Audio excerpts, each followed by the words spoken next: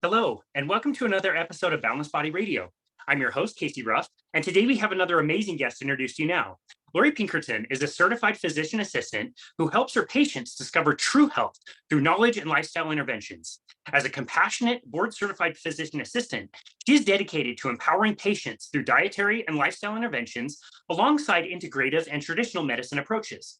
Laurie is also trained in metabolic medicine, which means that alongside her daily assessment and evaluation of patient history, concerns, and medications, she can also discuss the role of medication reduction, smart eating, and lifestyle change in prevention and reversal of metabolic disease with her patients and their families. Born and raised in Northern Virginia, Laurie came to Idaho to ski and learn about nutrition and organic farming by volunteering at small organic farms in Teton Valley. Laurie graduated in 2020 from the physician assistant program at Drexel University in Philadelphia. She is excited to help redefine medicine by offering lifestyle and holistic medical care through monthly programs with central focus on optimizing metabolism, hormones, and health. Laurie Pinkerton, what an absolute honor it is to welcome you to Balanced Body Radio. Yeah, no, it's a pleasure being here. It's such an honor to have you. You and I connected online a few weeks ago, and I got to hear a little bit about your story, but I don't know that much about it. So I'm really excited to kind of deep dive into what you eventually got into being a physician assistant and how you were able to find metabolic medicine. As I was thinking about this episode, I was kind of reminded, like when you watch something that's so amazing, some series on Netflix, maybe it's a movie, and it's so good that you wish you could go back and like unwatch it just to have the experience of like watching it again. I'm thinking like Schitt's Creek on Netflix. I kind of feel that way. Definitely Drive to Survive about Formula One on Netflix is like that. I sat on episode 10 of one of the series of Drive to Survive because I didn't want it to be over. I like waited 3 months to watch it when I could have watched it. I kind of feel that way when you tell me that you're just starting to get into metabolic medicine and you're learning about people like Ben Bickman and Jason Fung and all these heroes. It makes me a little jealous. I wish I could go back to kind of when I was learning about this stuff and learn it all over again. It's so exciting. Yeah, no, absolutely. And I remember when we talked, I was just, I had brought up that, I didn't know bands enough to like know people's first or last names or like, yeah, we'll talk a little bit about CrossFit. Like I didn't know the people who were actually at the CrossFit games, but now it's like, yeah, we're just feeling like that little fanboy of like, oh my gosh, these people. And it's like when you get to meet them and hear them speak live, in front of you, and it's just, it's incredible. And also knowing that you're now a part of that world as well, and hopefully, I don't know, might one day be that to someone else. I mean, that's just it's incredible. Absolutely. For now, we're collecting the Ben Bickman baseball cards to get signed, and who knows, maybe one day the Laurie Pinkerton baseball card will be worth quite a bit of money if you get that rookie card. It's really Yep. awesome. Yep. See all the stats of all the people that you've like reversed type 2 diabetes on or something. Pretty cool. That's awesome. Well, that's amazing. Well, like I said, I am not as familiar with your story besides a short conversation that we had a few weeks ago. So why don't you tell us how you got interested in nutrition and really medicine to begin with? Yeah. So I want to give when I think of where this started, I mean, it's definitely, little bits here and there through childhood. I was actually thinking about it this morning. My mom would call me like Clara Barton because I'd always be there with the band-aids and the tweezers. And I mean, I forget about things like that. Funny. Um, and yeah, and I think so the first moment definitely like my medical what happened to me. I feel like people either get into medicine because of something that happens to them or something that happens to a family member. Either it was a wonderful experience or it was a horrible experience, and you're like, what could I do to change that, for someone else? But I think my first real moment in medicine, I mean, I had stitches and broken arm, and but the one that was definitely the biggest was when I wore um, contacts, the reusable ones, and I wore them for softball, so that I could see the ball before it was a second in front of my face. And so I must not have cleaned the contacts properly, and it ended up getting protein buildup, and I actually scratched pretty severely both my eyes, the corneas, and so I couldn't see for a week. That was my first time seeing an ophthalmologist. And I mean, and if you've ever had eye trauma, I mean, it's just so painful. No, thank you. And yeah, no, it's horrible. And so I just remember, I mean, I couldn't see, I was terrified. And then I went and saw an ophthalmologist, and she was just so calm and collected, and she knew exactly how to help me. And then it wasn't until the end of my recovery with her that she brought up, she was like, yeah, it was pretty bad. And if you hadn't, come for medical attention, you certainly might have lost some of your vision, if not, all of it. Like I couldn't even see the big E, Wow. and so that was the first time that I was like, oh my gosh, she knew exactly what to do. And that just made the whole process through that so much, it was like piece of cake almost, except for everything that wasn't a piece of cake about it. But that was my first week of high school, actually, so I missed it. But yeah, so that was, and then that kind of like came about, a little bit as you're getting ready for graduating from high school, thinking about what you're going to do. And so I kept just kind of going back to medicine, since that was something that just spoke to me. Um, and then went to college, took cell bio and organic chemistry, and loved both of them. Was doing pre-med, and just kind of it took off from there. Yeah. Did you ever want to get into ophthalmology? Uh, I think I wanted to in the beginning, just because it had been such a big event for me. I think eyes are fascinating. The more you learn about each of the senses, just in general, it's like, what? Like, it's crazy. But no, the eyes are a whole nother world. So for a moment, I certainly considered. It's certain an area of the body that, like, when you describe different injuries, I get a little bit of the heebie-jeebies. I think I would have a really difficult time working on somebody's eyes. That would be a little tricky. Yeah. Yeah, Wow. I was gonna say the thing that makes me cringe, I actually chipped my front tooth at an ice skating rink, and like thinking about that feeling is like, ugh. And so like when I think of teeth, or even like, fingertips, I have a hard time with that. And so in school, I like every single time like a finger injury or something that needed suturing came into the ER, I was like, I've got to get over it. So I was the first one in line. I was like, mine, I got it. Oh, nice. Yeah. Nice. Oh, that's great. Good for you. That's awesome. Okay, so in your training in the medical profession, did you get any education about nutrition at all? Yeah, that is a great question. So, we talk about the organ systems, and there's all of this pharmacology and physiology, and, maybe a couple hours of nutrition. It's like, oh, this is nutrition. These are what the guidelines are. And mostly it's like heart smart, lowering salt, whole foods, but there's no real guidance on how to incorporate that into treatment plans. And it's like, yeah, absolutely. On some of the tests that you take after that module or whatever, there's a couple questions on like, what would you suggest, nutrition wise for this person? But I mean, in the grand scheme of things, it was very minor. And especially, now looking back, and that's one of the reasons why I wanted to become a PA, and I'm sure we'll talk about this if we have time, but in looking at all of the different realms of medicine when I left, and then came back and was serious about going back to school, I looked at becoming a physician assistant because I wanted to know what conventionally was being taught to our providers, right? In order to see where things can go. I had heard of integrative medicine before. And so that was already in my mind, and learning about food and nutrients and things like that. But I was like, I want to know what's being taught, because that's the only way to know what that, ground zero is, especially with pharmaceuticals and nutrition, which again was subpar, I think. Wow, it's interesting that you even had that viewpoint so early on. I think so many people trained in the medical system are not programmed to even think that way. Yeah, I kind of, I feel like I viewed it as like a blessing and a curse, because I knew that going into this, it was going to be the first step of the rest of my life, right, in medicine. Um, and so it was at points, difficult to go through all of that, knowing that there's so much more that isn't being talked about, but also realizing that this is just one spot and this is the beginning, and then seeing where those gaps are. So it's like, okay, where could I make a difference with patients, but also in the medical field, in the medical education system.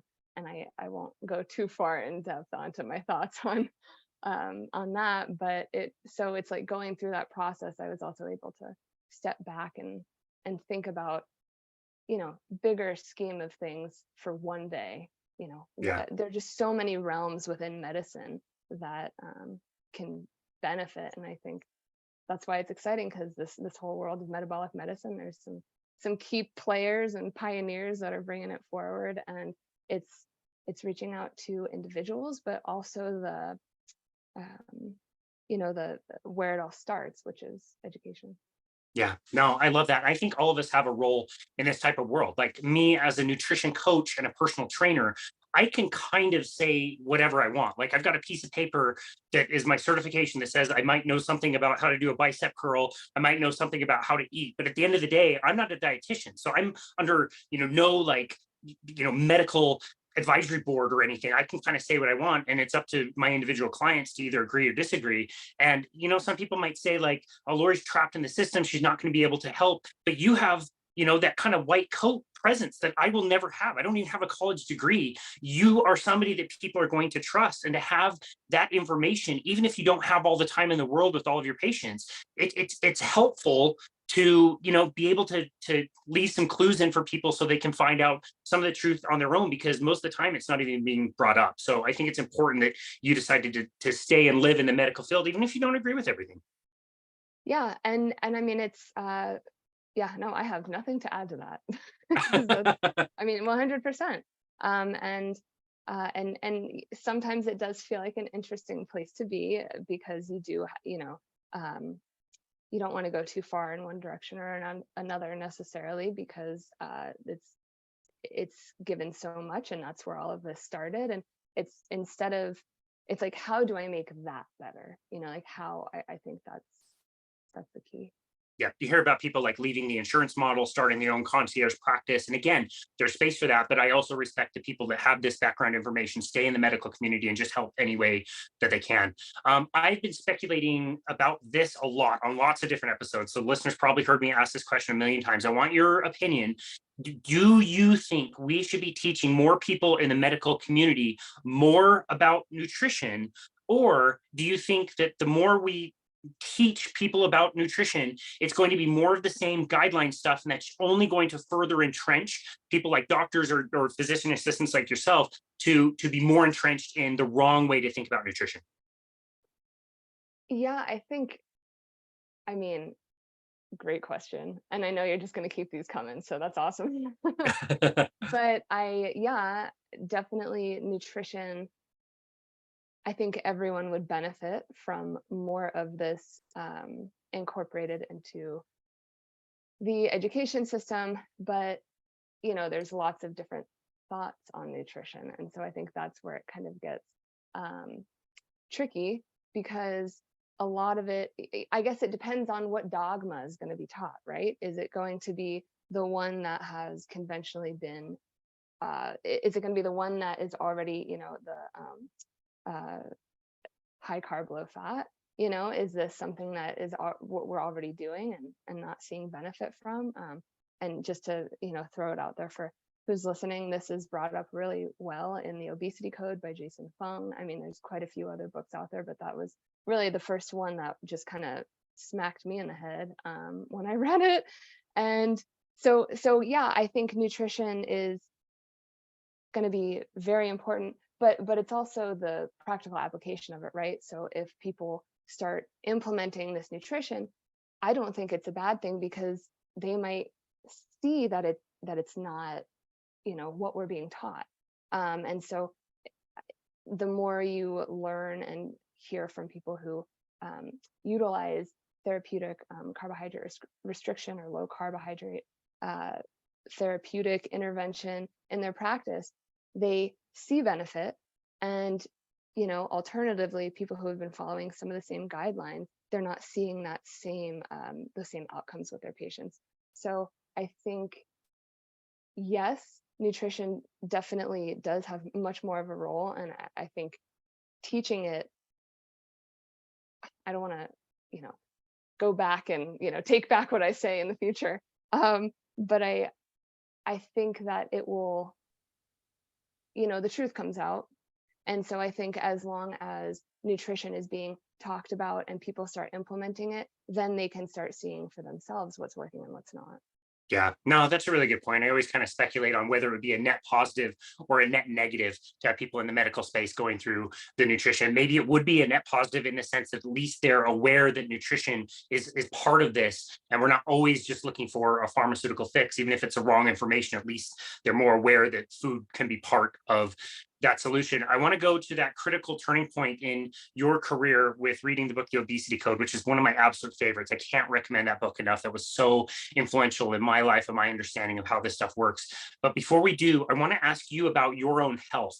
You hear these horror stories of med school in your first few years of practicing and the stress, and you never sleep. Like through growing up, it sounds like you played some sports and had the eye injury and some scrapes along the way. But like overall, with your own chronic health, were you suffering through anything?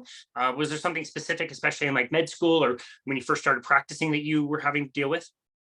Yeah, so I would actually say that a lot of my issues were before all of that. And uh, so I struggled with weight in middle school. I didn't have any confidence. I mean, it was horrible. Like middle school's already bad, right? I mean, It's like so traumatic. I literally don't. I mean, I my body blacked it out. Other than there were some. I still have a couple like highlight memories, but it's like two. It's not 3 years worth. But yeah, and I I felt big. I don't think I would be considered obese by any means, but I had no confidence because of how I looked, and that really affected me. And so I would have to say, um, I had the wonderful fortune of dealing with a lot of that when I was younger, and that has really, I mean, that's really what has paved the way for so much of my life. And I've come back to this thought over and over again, like how grateful I am to have dealt with it then, and then it kind of lit this fire that then more and more fires have been lit since then. But I mean, that's where it started. And I remember my mom and I seeing a nutritionist. I mean, I don't think it was elementary school, but definitely middle school, Wow. and uh, and I ended up going through my mom and I signed up for a low salt diet thing program that I saw on TV. And so I think I did that right as I was going through puberty, and I lost weight, and it was so amazing. And I was like redefining myself in high school. And that was the first time like people didn't know who I was. I felt like I felt like that boy who goes through puberty and nobody knows who they were beforehand, but it was me. And I don't feel like it's always that distinct with girls.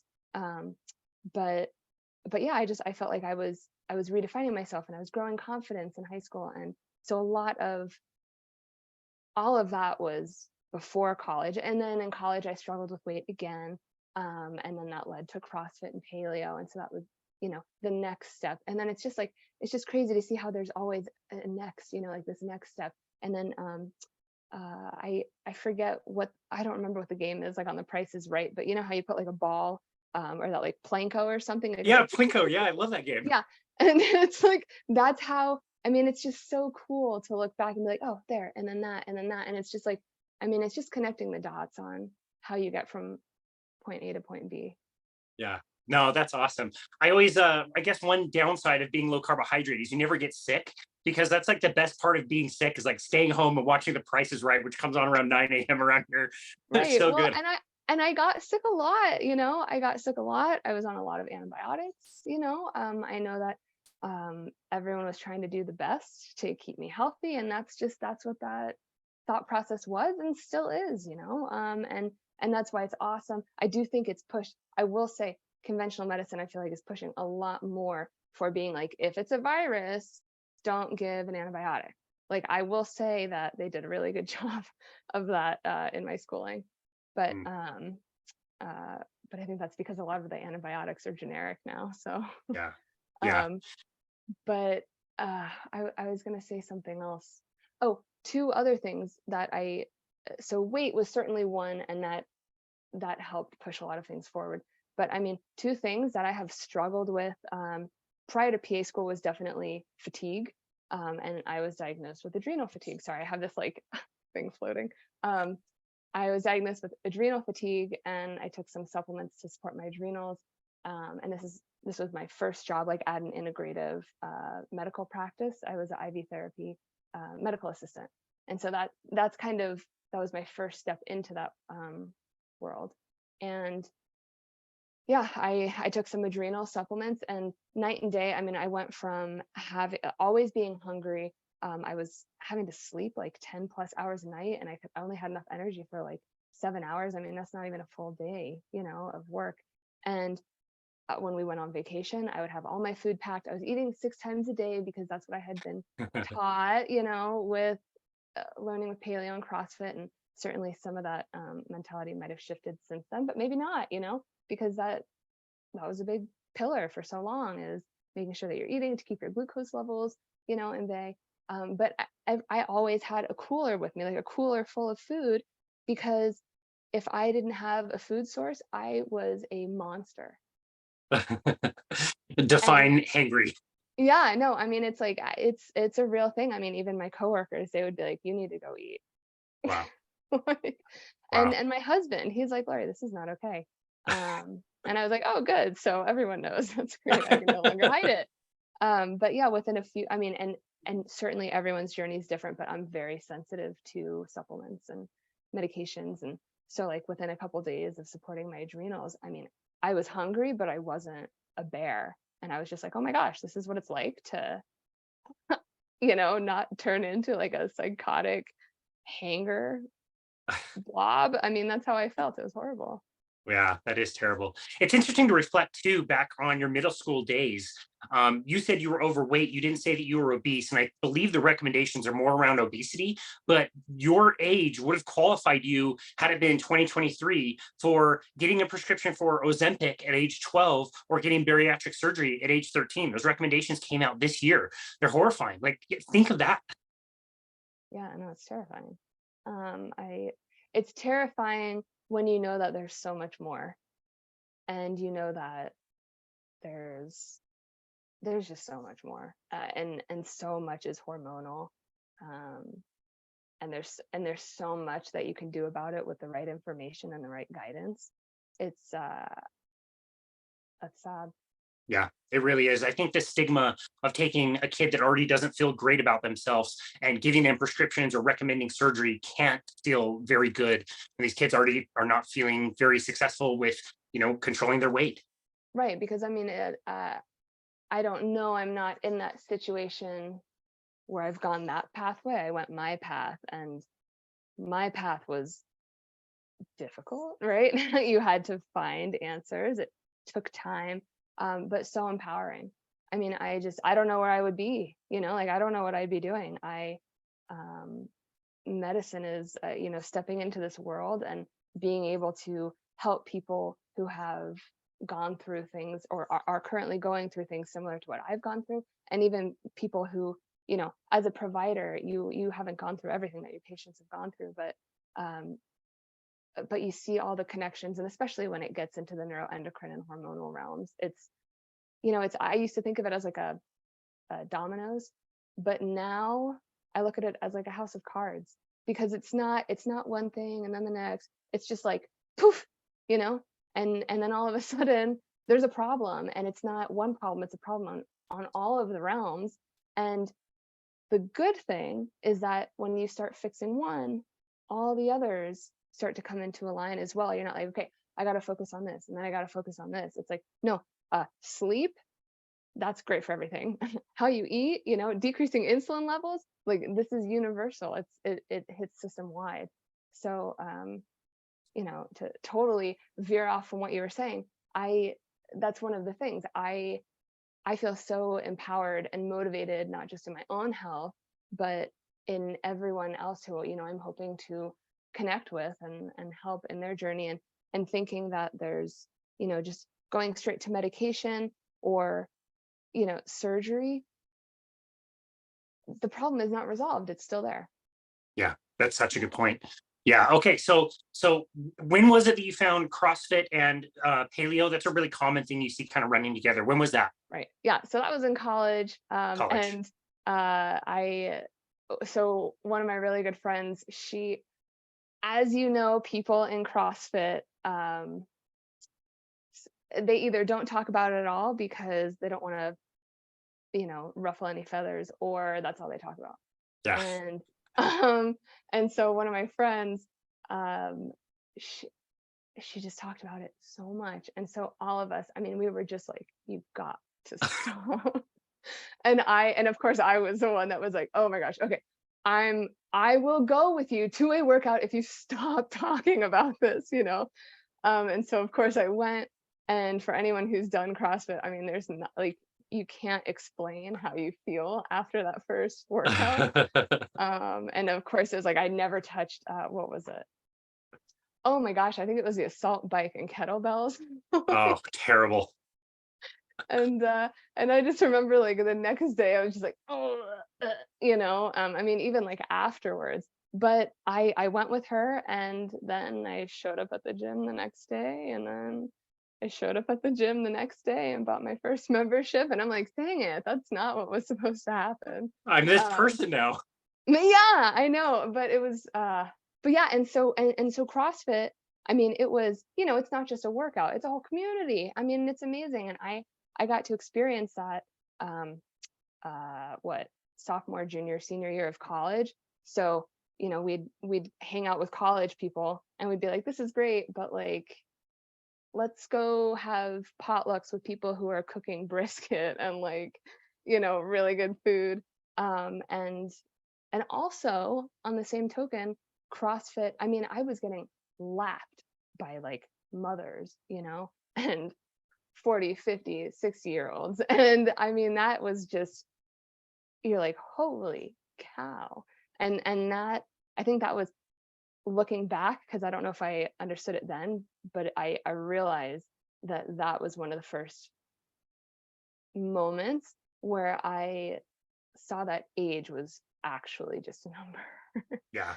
Yeah. um and and they were like people to, I mean, that's, who wouldn't strive for that, who wouldn't want to be more healthy in their 40s, 50s, 60s, and like in their 20s, I mean, so on all levels, CrossFit was amazing and wonderful, and that was like my community. And because of all of these people, I felt like I was getting so much more wisdom, like I was getting that wisdom alongside what I was getting in college.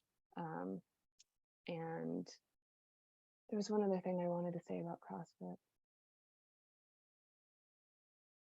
but I will say there was a point, so CrossFit helped with a lot of things, but then there was a point where it kind of plateaued for me. And I think I was just getting so stressed out. It was my senior year. I remember one specific workout, we were rowing, and it was like, row and then pull-ups and then something else, probably like a run, or I don't know. But I just remember like we started it, and I was starting to get kind of anxious like at the beginning of the workouts. And I remember the row started, it was like beep, beep, beep, and then we're going, and I was going really hard, and then I just like stopped. And like the clock's go, like the clock's going, you can't stop. But I just stopped, and I just like sat on the rower, and I just like got up, like I felt like a ghost, and I just got up and like left and just went on a walk, because I was just so stressed out with Wow. school. And then this thing that had like literally given me life, like through college, it got me through so much, the people and the workouts. But it's like all of a sudden that was no longer what my body needed, and I had just like maxed out. And then that's when I learned about mindfulness, and so there was a big transition there. But yeah. Yeah. Good stories with CrossFit. That's one of the best origin stories I've ever heard. I joined CrossFit to shut up my friend who won't shut up about it. That's a really good way to get going. Look, nobody, say what you want about CrossFit, nobody does community better than CrossFit. They Amazing. do that so well. I see people that go through that kind of shared suffering. They do it together. You're with like-minded people who, regardless of whether you are in your fitness journey, you're trying to improve and do better. You feel really good when you do these workouts. It's an amazing concept. Yeah, and they want you there, and I remember I thought it was kind of weird when people were like cheering me on. I'm like, ah, like, don't look at me. But then like when you get to that next step, and then people come in and you're like, ah, you got it. And I think yeah, it's like they want you there. Like they want you to get better. They want you to push yourself. And I never could have pushed myself like that on my own. I Yeah. mean, there's just no way. No way. Yeah. Yeah. Totally. It's just one of those things that's really easy to overdo, especially when you're young. And I'm sure it was really beneficial to know that you could push yourself that hard, but also pick up on some of the things like you mentioned, like mindfulness. So what did that kind of practice turn into for you? How did that change your workout programming? Oh, I mean, well, that I feel like everything that comes up, it's like, oh, well, that changed everything, like every single thing. I mean, yeah, it did. It changed everything. And I, with like certain religions, how they talk about like rebirths, and it's like I remember I took a Eastern religions class in college and learned about how these different religions looked at rebirth. And and some of them are like, your body physically dies. But then another one is like, you are the same person as you are when you're a baby, but you're obviously not the same. And so it's like Yeah. every time you are opened up or like awakened to something else, it's like this is now you, and this is now you. And so like I look at that almost as like, I mean, as rebirths. I mean, it's CrossFit and paleo, you can't unsee that. Next thing, mindfulness, you can't unsee that. And so it's like every little thing that gets added on, it just it shifts how you view the world, and therefore it shifts your world. um Yeah. and so mindfulness, um I didn't know about the concept of being present, before that.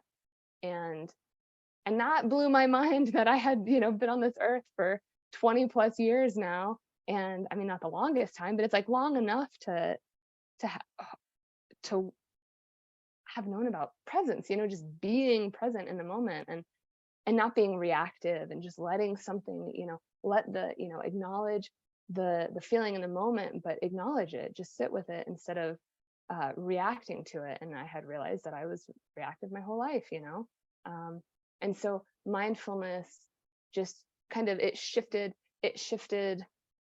my stress, how I handled things, from physical to, here and here.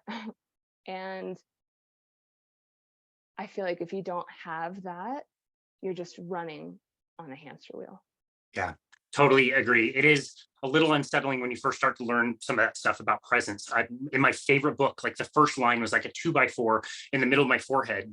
The Untethered Soul, my favorite book. That's like first line is like, So, you have a voice in your head, and you are not that voice.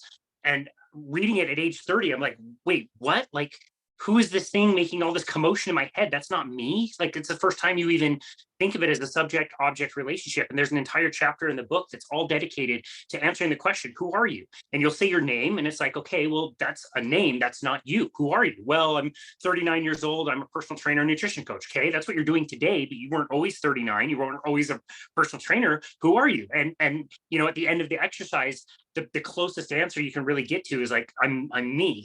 I'm something. I know I'm here. I'm in there. There's a ghost in the machine, but right. but how to describe it without labels.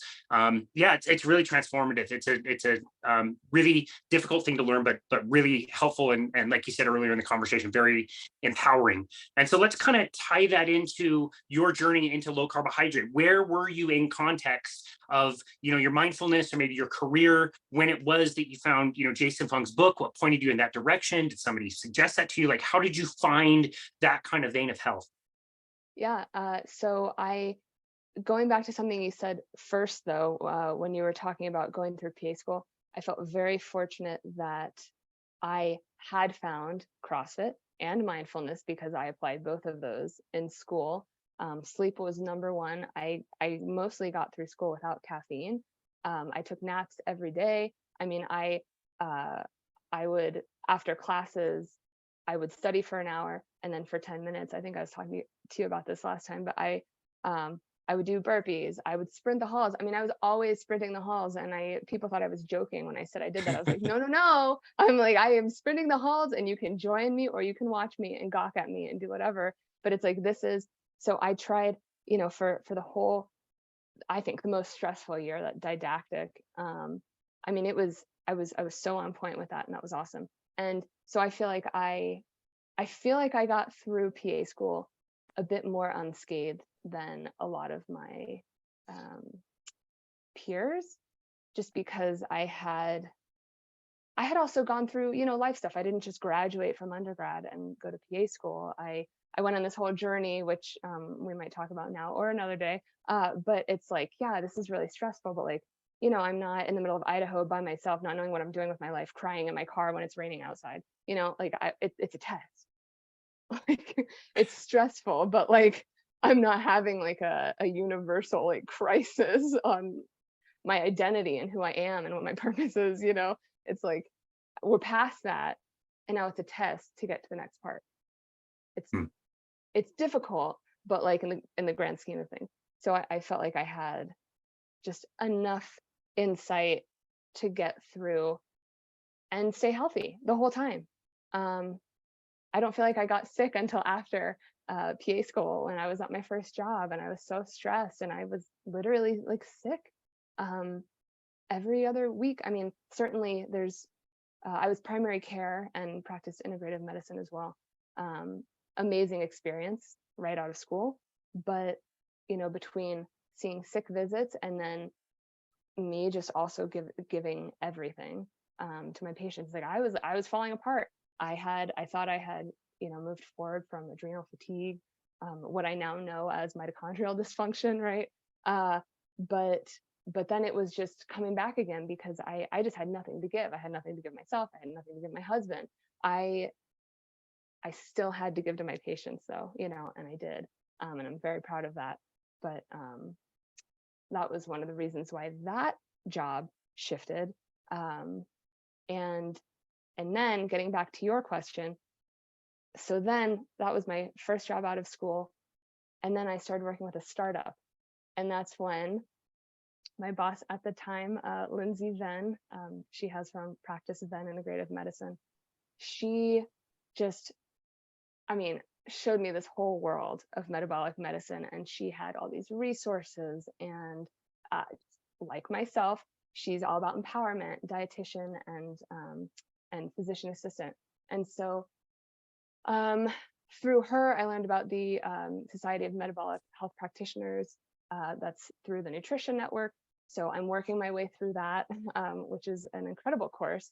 They even cover things, not just food, but like ethics, and it goes into like the ethics. I'm like, oh my gosh, like who would have thought about this? But it's so important, especially with social media and with education. You don't do everything just in person. So there's posts and there's, and it's like, how do you protect yourself from, trolls? It's a real thing. And it's not just you as an individual, but now there's like legal applications that can happen there. So that whole realm. And then with the startup, that's how I was introduced to Ben Bickman. And I definitely am so grateful that I got to meet him and work with him and ask him questions. And I got to see him speak live a few times. And it's an incredible feeling when the person who's giving the talk is just as excited as you are for like taking in that information. And I don't know how people do that over and over and over again, but he's definitely one of them. I think he's a master at his art. And his book Why We Get Sick is, it's like the encyclopedia of insulin. So good. That's it's like you read it and you're just like, damn. Pretty much nailed it.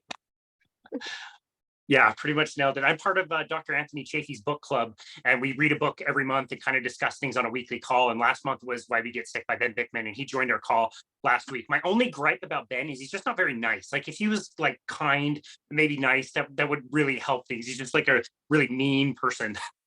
That's obviously sarcasm. He is amazing. I was gonna say, I was like, wow, that he's cannot the be nicest true. guy ever. I know. Nicest guy ever.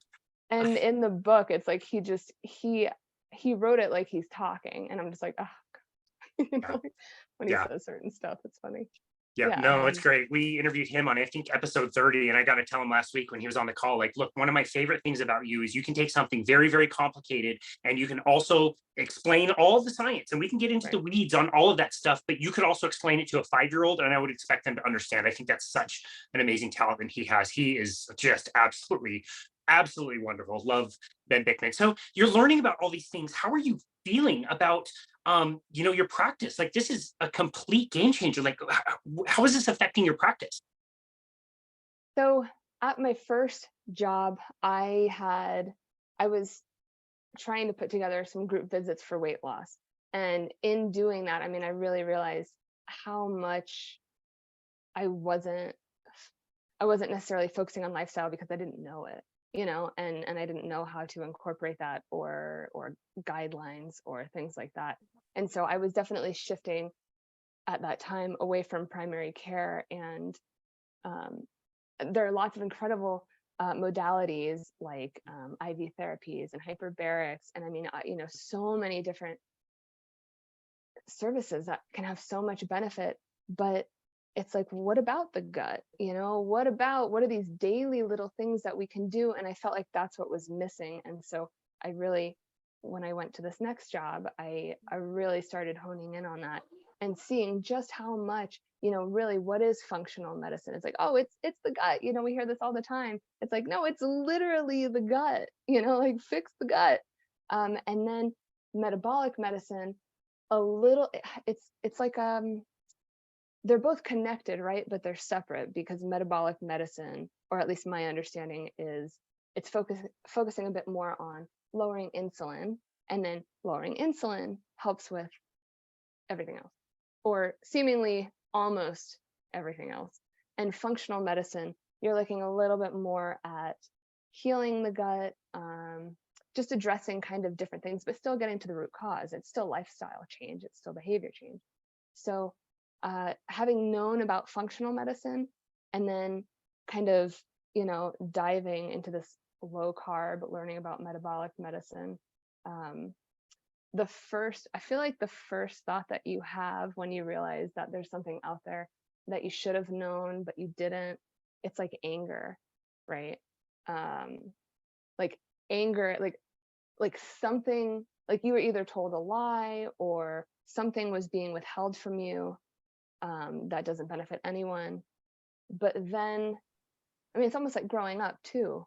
I didn't really grow up hiking, and then I moved to Colorado, and it wasn't until I came to Idaho that I was like, oh my gosh, hiking, like I can be this little hobbit, with a backpack on, and just like go and like not know, like not worry about what's happening afterwards, just like going. And that's all you have is what's on your back, and so, but it's like people that I grew up with didn't know about that. So I'm no longer mad. You get that anger point, and then you get over that because you realize that if people had known, they would have shared, or they would have explored that with you. And so it's always kind of anger, but then it's like, okay, I'm past anger. Now what do I do? Now how do I take this? How do I empower others? How do I keep learning? So I think those are definitely, you start, and then there's a shift of like, okay, well, and the other thing about this world of medicine, this low carb world, is I felt passionate about medicine, but it's like I feel home with functional medicine and metabolic medicine, because it's like, you know what it is when you have found, your purpose, and it's just peace.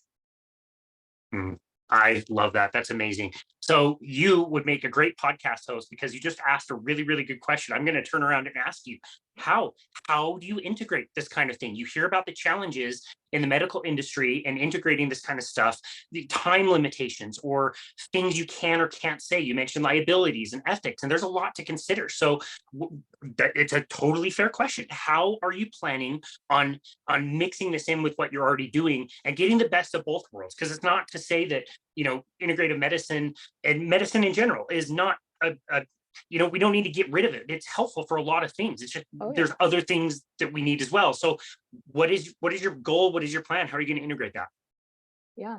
So what you said about, like, conventional medicine, absolutely time and place, right? There's phenomenal with trauma, with acute things. That is like, whoa, that's the holy grail. That great, but it's when we start using that to treat chronic disease, because then you're not acknowledging the fact that, steps happened to get there. It wasn't just like, I broke my arm, I fell. I don't know. I couldn't really redo that. But with chronic disease, it's not until someone's diagnosed and then they start learning about it. It's like, oh, I could have stepped in at any point in the last 20 years and changed that trajectory. And maybe they wouldn't have understood necessarily until they got to the point where it's like, no, it's a problem and it needs to be addressed now. Um, so, so great question. As a primary care provider, it was, I don't want to say impossible because nothing's ever impossible and every patient is different. Some patients are just individuals. Some individuals are self-motivated and others, you know, they're stressed. Their lives are so stressful that when they come to see a medical provider, it's like sometimes that's the one time that they have away from everything, you know? And so they come in and they're so excited to do things to help themselves, but then they go back home and they're so stressed. And as a primary care provider, you're really only seeing them every 3 to 6 to 12 months for medication refills, for annuals, sick visits. You know, I can't address really lifestyle change and help with accountability when they're coming in sick because I'm addressing that and working up that, you know? And so, so it's tricky. And I think that is why a lot of people are going to more of a like direct primary care or kind of shifting away from insurance. It's not that people don't want to utilize insurance. I don't think it's just that it doesn't support the model that these providers are finding they need to go to in order to actually support their patients. And so that's one of the tricky things as well. So oh my gosh, I can't believe I never said this. So now I'm currently working at the Karlfeldt Center in Boise, and I work remotely, so I can see patients all over Idaho. But our model, it's cash pay and it's monthly, you know, and it's a commitment. I'm no longer primary care, and so this is the program that I've set up to, because it's accountability, you know, it's lifestyle change, and it's not enough to just follow up with someone in 3 months. It's got to be a little bit more consistent than that. And so when someone wants to see me or someone else who's doing a similar thing, it's like, it's not just a commitment to me, it's a commitment to you. You know, like you are ready. You're at a 7, 8, 9, 10 out of 10, ready to make change in your life because you've been struggling for so long and you're trying little things here and there, but you're just not able to make that change. Or there's so much information out there that you feel inundated, right? So that's also when it could be really helpful to see a functional medicine or metabolic medicine provider, because there's so much information. And I mean, there's research out there, case studies. I mean, even low carb MD podcasts, and on yours, you know, there's so many patient transformations. I mean, what's more powerful than that, you know? Because we can talk about medicine all day long, but until we bring it into real life terms, it doesn't land. Yeah. So what do I do to bring that in? I took a deep dive into the world of coaching, and you know, as you know, that changes everything, because I learned under the medical model, you know, there's symptoms, you do a workup, there's diagnostics, and then you create a treatment plan. And it's like, well, if there's no buy-in to that treatment plan, then you can say eat healthy all you want. I mean, that's not helpful. It's not helpful. People know that. Sleep, decrease your stress, you know, eat, decrease your sugar intake. You can say that, but until someone has an actual goal and they're shooting for that goal, it's not going to happen. So Yeah. with having accountability, so with my patients, it's, you know, months, and its visits are every other week to once a month, especially in the beginning, because I'm not just looking at lab work or, you know, later down the line, maybe some functional medicine testing, looking at hormones like that. But there's a lot of low-hanging fruit in the beginning that you can address without, you know, spending thousands of dollars on lab work. And so much of the time it's that simple stuff, right? And so knowing that someone is on that journey with you, and keeping you accountable and helping you make those goals, and then having the follow-up to make sure that you're actually doing them. And so that's what I'm incorporating. It's the medical practice with this coach approach. So, I mean, truly, that's where I think there are a lot of providers who are seeing this, and they're creating things.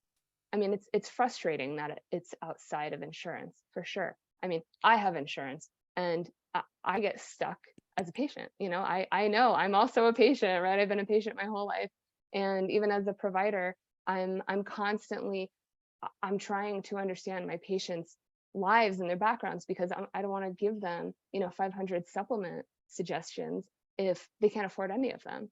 You know, and so it's working with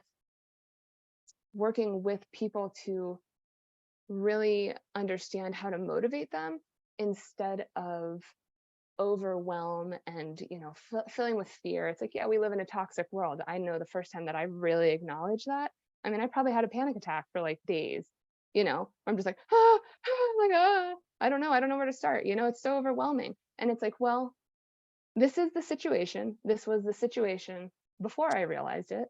And now it's the situation. So what are, you know, what's the first step that we can take? What's the step after that? So it's um, taking all of this information, taking the reality of our lives that are, you know, when we follow what society says, it's inconsistent and oftentimes incongruent with what is actually good for our health. And so trying to not inundate, but kind of break that down and make it small, palatable, actionable steps. And that's an action plan. Yeah.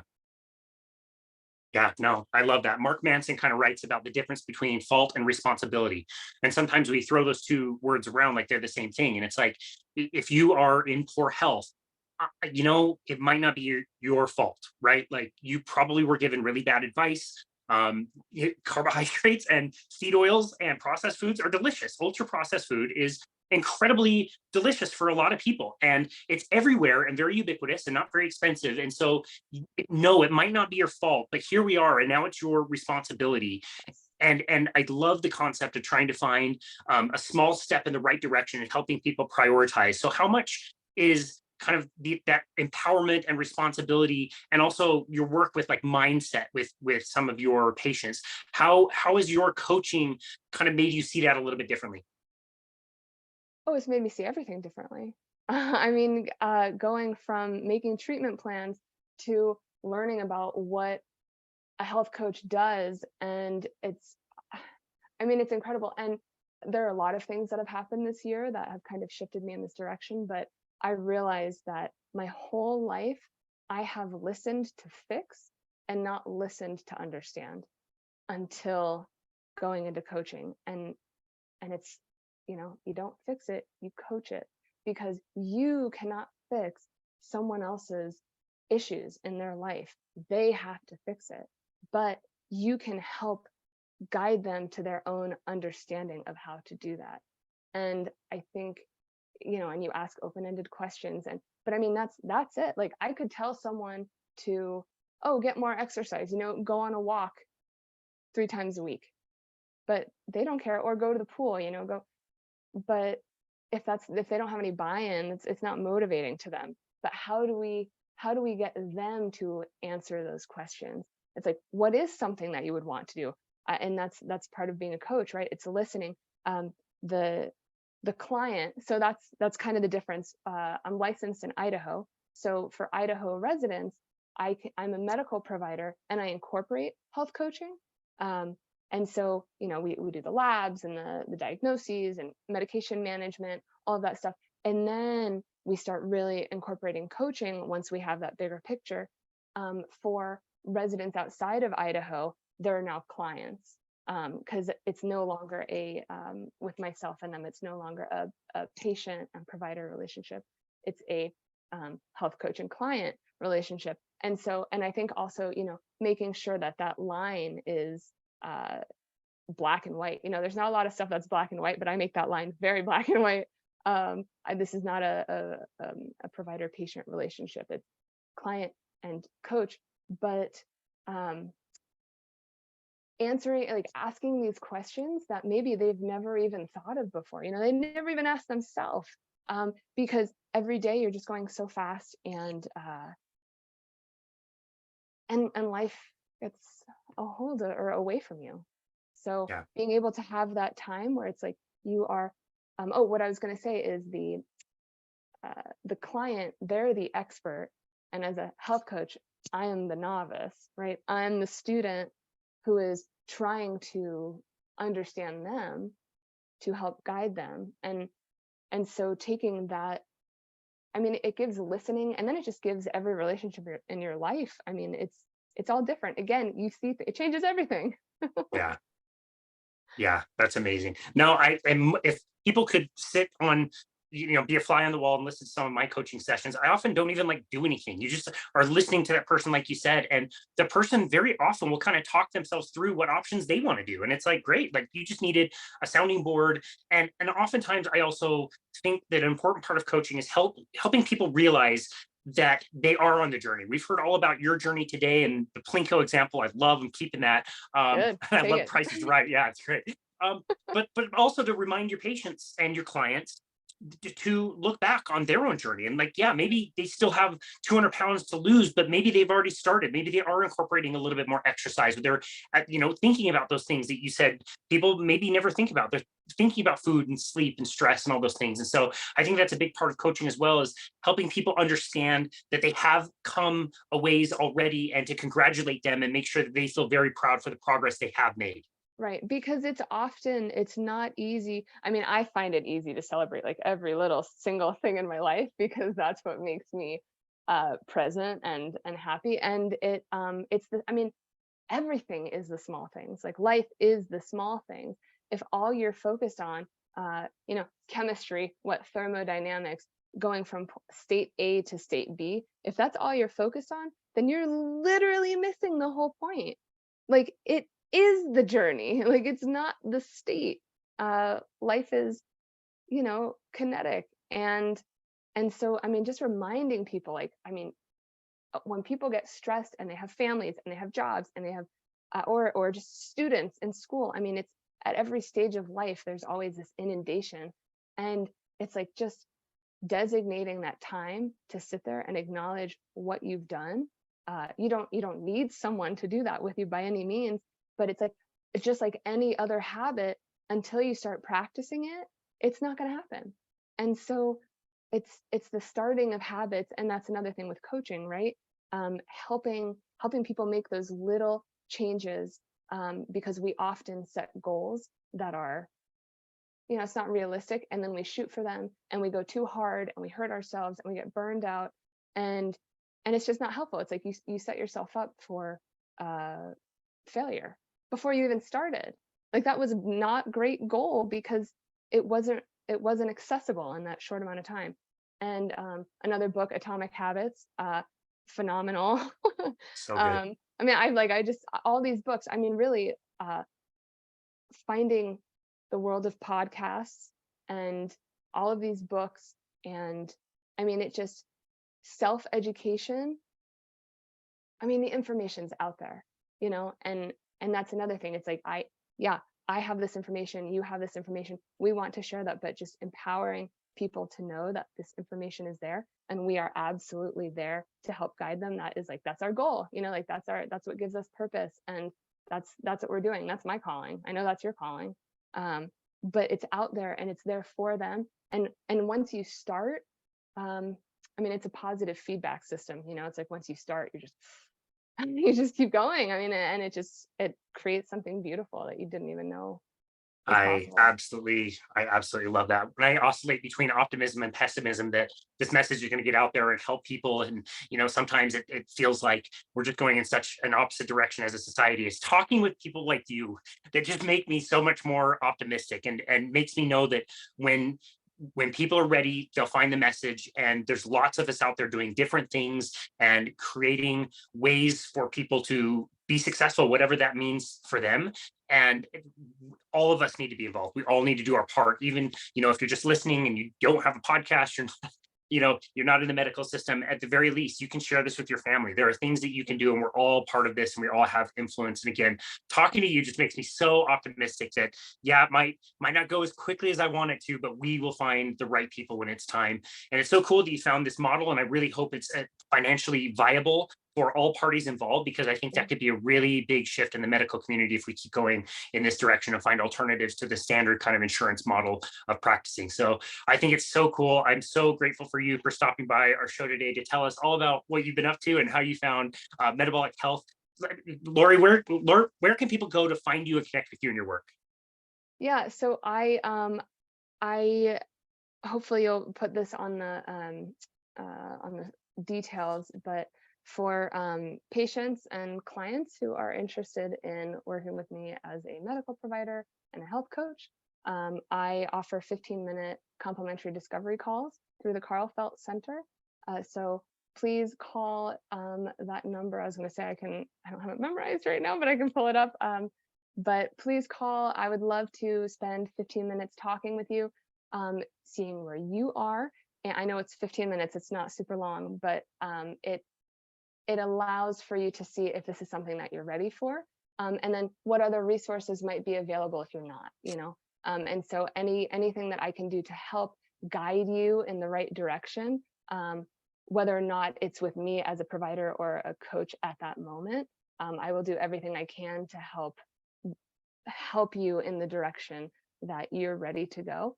And then I just also want to say, like, any medical providers out there, any students, who would want to reach out to talk further. I mean, I have this with my friends and other providers that I've worked with. I have a whole like recommended books, websites, podcasts. Casey, you're on there, I'm like, What? yeah. And so I have this whole document, and I mean, there's so much information out there. Again, it can be overwhelming, but I like to hone it in, and make it palatable. So any providers, students out there, I did give my personal number and email. And also I'm calling it like going on tour, but I'm going around Idaho, giving talks on sleep, and so talking about sleep, functional medicine, metabolic medicine, and what I do. And I would love to connect with different medical providers, chiropractors, dermatologists, yoga, Pilates instructors, anywhere that has a facility, to be able to hold a talk. My goal is to help empower individuals on sleep, but also talk to them about functional medicine and metabolic medicine, let them know that there are providers like myself who specifically work in this realm, and also to connect with other providers in Idaho. I think in order for functional medicine and metabolic medicine to actually take hold, we've got to create a community, and it can't just be like isolated islands trying to help people. I think it also speaks volumes when different medical providers work with each other, because everyone has something different to offer, and someone might not, vibe with me, but hey, it's going to be a really good fit with someone else. I can at least have that connection to help guide them. So Yeah. and all of these, all of you who are listening, I would love to connect and see what we can do to reach out to people, to let them know that this exists. And even for people who aren't able to take these, utilize these services, they can at least come and learn about sleep, walk away with like one thing or two things that they can do to start implementing that day.